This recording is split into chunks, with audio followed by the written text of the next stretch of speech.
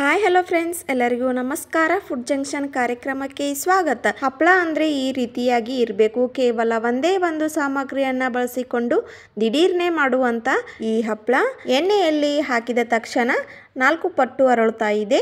ನೋಡಿದರೆ ನಿಮಗೂ ಕೂಡ ಗೊತ್ತಾಗ್ಬೋದು. ತುಂಬಾ ಕ್ರಿಸ್ಪಿಯಾಗಿ ಹಾಗೆ ಹಗುರವಾಗಿ ಬಂದಿದೆ. ಇನ್ನು ನನ್ನ ಚಾನಲನ್ನು ಯಾರೆಲ್ಲ ಸಬ್ಸ್ಕ್ರೈಬ್ ಮಾಡ್ಕೊಂಡಿಲ್ಲ, ಪ್ಲೀಸ್ ಸಬ್ಸ್ಕ್ರೈಬ್ ಮಾಡ್ಕೊಳ್ಳಿ. ನೋಟಿಫಿಕೇಶನ್ಗಾಗಿ ಬೆಲ್ ಐಕಾನನ್ನು ಪ್ರೆಸ್ ಮಾಡಿ. ಇವಾಗ ಮಾಡೋ ವಿಧಾನ ನೋಡೋಣ ಬನ್ನಿ ಫ್ರೆಂಡ್ಸ್. ಇವಾಗ ನಾನು ಒಂದು ಬೌಲ್ ಅವಲಕ್ಕಿಯನ್ನು ತೆಗೆದುಕೊಂಡಿದ್ದೇನೆ. ಇವಾಗ ನಾನು ಅವಲಕ್ಕಿಯನ್ನು ಒಂದು ಪಾತ್ರೆಗೆ ಹಾಕಿಕೊಳ್ತಾ ಇದ್ದೇನೆ. ನಂತರ ಇದನ್ನು ಅವಲಕ್ಕಿಯನ್ನು 3 ಸಾರಿ ಚೆನ್ನಾಗಿ ತೊಳೆದುಕೊಳ್ಬೇಕು. ಫ್ರೆಂಡ್ಸ್, ಈ ರೀತಿಯಾಗಿ ಅವಲಕ್ಕಿಯನ್ನು ತೊಳೆದುಕೊಳ್ಳೋದ್ರಿಂದ ಹಪ್ಪಳ ಕಲರು ವೈಟ್ ಕಲರ್ ಆಗಿ ಬರುತ್ತೆ. ಅದಕ್ಕೆ ನಾನು 3 ಸಾರಿ ಚೆನ್ನಾಗಿ ನೀರಿನಲ್ಲಿ ತೊಳೆದುಕೊಳ್ತಾ ಇದ್ದೇನೆ. ನಾವು ಯಾವ ಅಳತೆಯಲ್ಲಿ ಅವಲಕ್ಕಿಯನ್ನು ತೆಗೆದುಕೊಂಡಿರುತ್ತೇವೆ ಅದೇ ಅಳತೆಯಲ್ಲಿ ನೀರನ್ನು ಹಾಕಿಕೊಂಡು 10 ನಿಮಿಷ ಇದನ್ನು ನೆನೆಯಲು ಬಿಡಬೇಕು. ನೋಡಿ, ಇವಾಗ ನಾನು ತೋರಿಸ್ತಾ ಇದ್ದೇನೆ 10 ನಿಮಿಷದ ನಂತರ ಅವಲಕ್ಕಿ ಎಷ್ಟು ಚೆನ್ನಾಗಿ ಸಾಫ್ಟಾಗಿ ಬಂದಿದೆ ಅಂತ. ಇದನ್ನು ನಾನು ನೀರಿನ ಸಮೇತ ಮಿಕ್ಸಿ ಜಾರಿಗೆ ಹಾಕಿಕೊಂಡು ಗ್ರೈಂಡ್ ಮಾಡ್ಕೊಳ್ತಾ ಇದ್ದೇನೆ. ಫ್ರೆಂಡ್ಸ್, ನಾ ಹೇಳ್ತಿರೋ ಟ್ರಿಕ್ಸನ್ನು ಫಾಲೋ ಮಾಡಿ, ಖಂಡಿತ ಚೆನ್ನಾಗಿ ಬರುತ್ತೆ ಹಪ್ಪಳ. ಇವಾಗ ನಾನು ಗ್ರೈಂಡ್ ಮಾಡ್ಕೊಂಡಿರುವ ಪೇಸ್ಟನ್ನು ಒಂದು ಪಾತ್ರೆಗೆ ಹಾಕಿಕೊಳ್ತಾ ಇದ್ದೇನೆ. ನಾವು ಗ್ರೈಂಡ್ ಮಾಡಿಕೊಂಡಿರುವ ಹಿಟ್ಟು ಈ ರೀತಿಯಾಗಿ ಸಾಫ್ಟಾಗಿ ಬಂದಿರಬೇಕು. ಆವಾಗ ಹಪ್ಪಳ ಚೆನ್ನಾಗಿ ಬರುತ್ತೆ. ನಾವು ಯಾವ ಅಳತೆಯಲ್ಲಿ ಅವಲಕ್ಕಿಯನ್ನು ತೆಗೆದುಕೊಂಡಿರುತ್ತೇವೆ ಅದರ 4ರಷ್ಟು ನೀರನ್ನು ಹಾಕಿಕೊಳ್ಬೇಕು. ನಾನು ಆಗಲೇ ಅವಲಕ್ಕಿಯನ್ನು ನೆನೆಸಿಟ್ಕೋಬೇಕಾದ್ರೆ 1 ಕಪ್ನಷ್ಟು ಹಾಕಿಕೊಂಡಿದ್ದೆ. ಇವಾಗ ನಾನು 3 ಕಪ್ನಷ್ಟು ನೀರನ್ನು ಹಾಕಿಕೊಳ್ತಾ ಇದ್ದೇನೆ. ಈ ಟ್ರಿಕ್ಸ್ನ ಫಾಲೋ ಮಾಡಿ, ತುಂಬಾ ಚೆನ್ನಾಗಿ ಬರುತ್ತೆ. ಇವಾಗ ಸ್ಪೂನ್ನ ಸಹಾಯದಿಂದ ಈ ರೀತಿಯಾಗಿ ಒಮ್ಮೆ ತಿರುಗಿಸಿಕೊಳ್ಳಿ. ಎಲ್ಲನೂ ಚೆನ್ನಾಗಿ ಮಿಕ್ಸ್ ಆಗಬೇಕು. ಆವಾಗ ಹಿಟ್ಟು ಚೆನ್ನಾಗಿ ರೆಡಿ ಆಗುತ್ತೆ. ಹೀಗೆ 1 ನಿಮಿಷ ಚೆನ್ನಾಗಿ ಮಿಕ್ಸ್ ಮಾಡಿಕೊಳ್ಳಿ.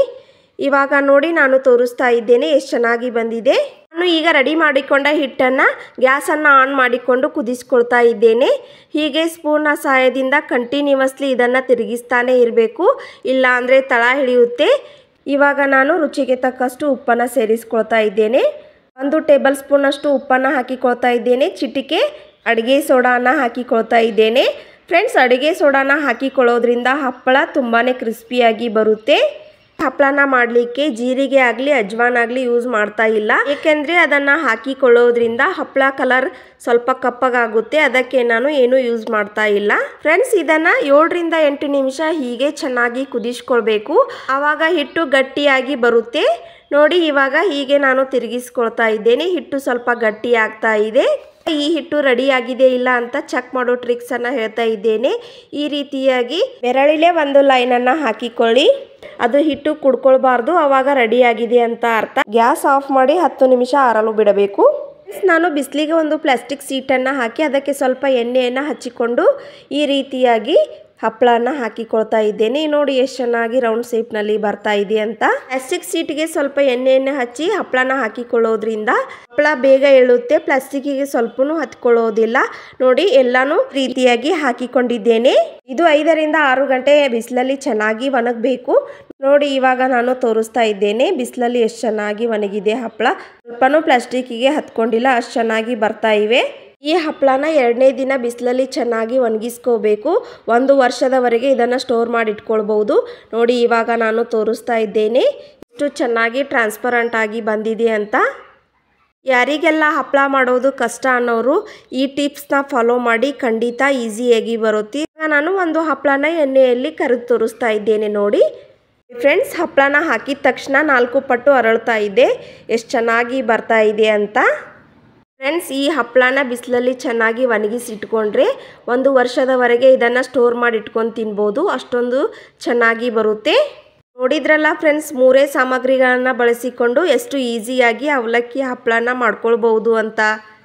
ಫ್ರೆಂಡ್ಸ್, ಈ ಅವಲಕ್ಕಿ ಹಪ್ಪಳ ಎಷ್ಟು ಪಳ್ಳಾಗ್ತವೆ ಅಂದರೆ ಬಾಯಲ್ಲಿ ಇಟ್ರೇ ಕರಗಬಹುದು, ಅಷ್ಟೊಂದು ಪಳ್ಳಾಗ್ತವೆ. ನಿಮಗೆ ಈ ವಿಡಿಯೋದಲ್ಲಿ ನೋಡಿದ್ರೇ ಗೊತ್ತಾಗ್ಬೋದು, ಅಷ್ಟೊಂದು ಪಳ್ಳಾಗಿ ಬರ್ತವೆ.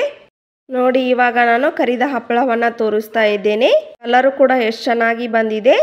ಇವಾಗ ಎಷ್ಟು ಕ್ರಿಸ್ಪಿಯಾಗಿ ಬಂದಿದೆ ಅಂತ ತೋರಿಸ್ತಾ ಇದ್ದೇನೆ. ನೋಡಿ, ಈ ವಿಡಿಯೋ ನಿಮಗೆ ತುಂಬಾ ಯೂಸ್ಫುಲ್ ಆಗುತ್ತೆ ಅಂತ ಅನ್ಕೋತೀನಿ. ಈ ರೆಸಿಪಿ ನಿಮಗೆ ಯಾವುದೇ ಒಂದು ಕಾರಣಕ್ಕಾದರೂ ಇಷ್ಟ ಆಗಿದ್ದರೆ ಲೈಕ್ ಮಾಡಿ, ಶೇರ್ ಮಾಡಿ. ಇನ್ನಷ್ಟು ಈಸಿ ರೆಸಿಪಿಗಾಗಿ ನನ್ನ ಚಾನಲನ್ನು ಸಬ್ಸ್ಕ್ರೈಬ್ ಮಾಡಿಕೊಳ್ಳಿ. ಮುಂದಿನ ಇಂಟ್ರೆಸ್ಟಿಂಗ್ ರೆಸಿಪಿಯೊಂದಿಗೆ ಮತ್ತೆ ಸಿಗ್ತೀನಿ. Keep watching. Thank you.